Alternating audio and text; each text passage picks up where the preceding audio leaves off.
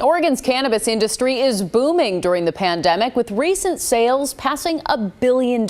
State numbers show total cannabis sales in Oregon increased from nearly $800 million in 2019 to $1.1 billion in 2020. When businesses started shutting down last year over COVID concerns, the state declared cannabis as an essential business. We spoke with Portland-based company Chalice Farms, which grows, manufactures, and sells its own products. The CEO, Jeff Yap, said demand is up from both old and new customers. If you think about things that people are dealing with right now, it's such high level stress, anxiety, depression, inability to sleep, pain.